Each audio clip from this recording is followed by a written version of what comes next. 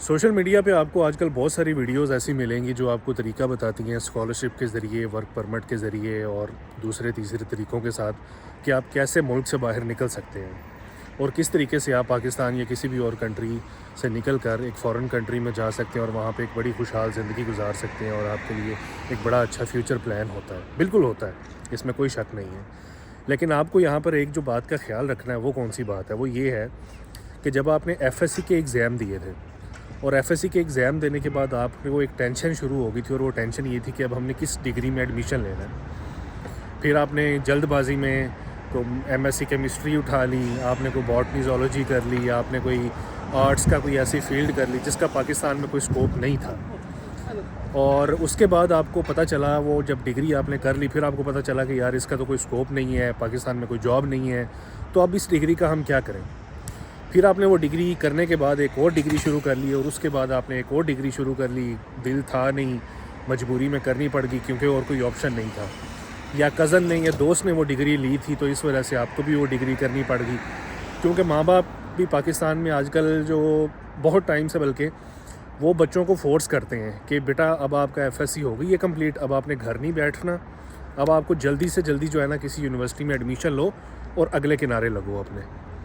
ماں باپ بھی کہیں نہ کہیں ٹھیک ہے، ظاہر سی بات ہے، ماں باپ کو بچوں کا برا تو نہیں سوچتے، لیکن لیک آف اویئرنیس، نالج کی کمی ہونے کی وجہ سے فیصلہ غلط ہو جاتا ہے۔ 4 سال ضائع ہو جاتے ہیں بیچلر کے، اور اس کے بعد ہم ماسٹر کرنے جوگے رہتے نہیں ہیں، پھر ہم انتظار کرتے ہیں ملک سے باہر نکلنے کا۔ ایک غلطی آپ نے تب کی تھی ایف ایس سی میں ایڈمیشن لے کے، ایف ایس سی کے بعد ایڈمیشن لے کے، کہ آپ نے غلط جگہ ایڈمیشن لے لیا۔ دوسری غلطی اب آپ کرنے جا رہے ہیں، وہ کیسے کہ اب آپ دیکھ رہے ہیں کہ خالہ کا بیٹا گیا ہوا ہے یو کے، آپ کو بھی یو کے جانا ہے، کوئی دوست یار بیٹھ کے جو ہے نا وہ اٹلی، جرمنی، ناروے ادھر ادھر کی سٹوریز لگاتا ہے، آپ کو لگتا ہے کہ ان کنٹریز میں اگر ہم چلے جائیں گے تو ہماری عیاشی ہو جائے گی۔ میں چائنا میں بیٹھ کے سٹوری لگاتا ہوں، آپ دیکھتے ہیں احمد بڑے مزے کر رہے ہیں وہاں پہ، ہم بھی چائنا چلتے ہیں، لیکن یہاں پہ آپ اپنی ریسرچ، اپنا دماغ، اپنا سب کچھ بند کر کے بیٹھ جاتے ہیں اور اگلے کی سٹوری کے اوپر ٹوٹ پڑتے ہیں کہ جناب وہ جو کر رہا ہے میں نے بھی وہی کرنا ہے۔ میں آپ کو ایک بات بالکل کلیئر کر دوں، جو چائنا میرا ہے وہ چائنا آپ کا نہیں ہو سکتا۔ آپ کا چائنا ڈیفرنٹ ہوگا یہاں آنے کے بعد، میرا چائنا یہاں پہ ڈیفرنٹ ہے۔ آپ اٹلی چلے جاتے ہیں، آپ کی اٹلی ڈیفرنٹ ہوگی، دوسرے کی اٹلی ڈیفرنٹ ہوگی، یہ بات آپ ہمیشہ یاد رکھیں۔ جس کنٹری آپ جا رہے ہیں، یہ جانے کا سوچ رہے ہیں، چائنا ہے، اٹلی ہے، جرمنی ہے، یو کے ہے، جو بھی ہے، صرف وہاں جانے کا یہ نہ کریں کہ بس ہمیں کسی طریقے سے ویزا مل جائے، کوئی اس آسمان سے گرے ویزا ہمارے ہاتھوں میں اور اگلے دن ہم فلائٹ کروائیں اور اٹلی جا کے بیٹھے ہوں، یو کے جا کے ہم بیٹھے ہوں۔ ایسا نہیں کریں، کائنڈلی خدارہ ایسا نہیں کریں۔ اگر آپ مثال کے طور پہ اگر آپ یو کے جا رہے ہیں تو پہلے پلان کر لیں کہ آپ نے یو کے جا کے کرنا کیا ہے۔ اسٹڈی کرنی ہے تو اس کے ساتھ جو جاب کرنی ہے وہ کیسے ملے گی، وہ کتنے ٹائم میں ملے گی، اگر وہ لیٹ ملتی ہے تو کیا میرے پاس اس کا بیک اپ ہے، اگر ہے تب میں جاؤں۔ آپ چائنا آ رہے ہیں، آپ اسکالرشپ پہ آ رہے ہیں، آپ کو یہاں رہائش، آپ کو یونیورسٹی کی فیس ہے، آپ کو کام نہیں کرنا پڑے گا، آپ کو اور کوئی دوسری تیسری چیز کی پرابلم ٹینشن لینے کی ضرورت نہیں ہے، تو آپ یہاں پہ چیزیں آپ کو کم سوچنی پڑتی ہیں۔ دوسرے کنٹریز میں ذرا پریشانی زیادہ ہے، وہاں پہ ٹینشن تھوڑی زیادہ ہے، آپ کو وہاں پہ چیزیں زیادہ خیال رکھنے کی ضرورت ہے، تو وہ چیزوں کو لازمی طور پہ کنسیڈر کر کے جائیں۔ وہاں جو بندہ بیٹھا ہے اس کی سوشل میڈیا کو دیکھ کر مت جائیں۔ کوئی وہاں پہ مخلص دوست ڈھونڈیں جو آپ کو گراؤنڈ ریالٹی بتائے، وہ بتائے کہ یہاں پہ کھانا کیسے وہ بناتے ہیں، وہ کھانے کے لیے پیسے کیسے اکٹھے کرتے ہیں، جاب نہیں ملتی تو کیا کرتے ہیں، کرنسی ایکسچینج ریٹ ان کو کیا ملتا ہے، گھر سے پیسے منگوائیں گے تو وہاں پیسے کیسے پہنچیں گے اور وہ کتنے پہنچیں گے، اور ان پیسوں کے ساتھ کتنے دن کا گزارا ہوتا ہے۔ یہ ساری باتوں کا آپ نے لازمی طور پہ خیال رکھنا ہے، اور یہ چھوٹی چھوٹی وہ باتیں ہیں جو بعد میں جا کے آپ کو اتنی پریشانی دیتی ہیں کہ آپ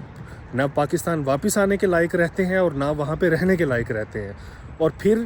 وہ کہتے ہیں کہ آسمان سے گرا کھجور میں اٹکا، پھر آپ پاکستان سے نکلے تھے اپنے بہتر مستقبل کے لیے، اب پاکستان سے بھی زیادہ بری جگہ میں جا کے آپ پھنس گئے، کیونکہ پاکستان میں کم از کم سکون کے ساتھ بیٹھے روٹی تو مل جاتی تھی نا، بے شک جو پریشانی جو بڑی مشکلات تھی، لیکن آپ کو سکون تھا کہ فیملی کے پاس بیٹھے ہیں، کوئی دوسری تیسری پریشانی ہوتی ہے تو بہت ساری چیزیں آپ کو فری میں مل جاتی ہیں۔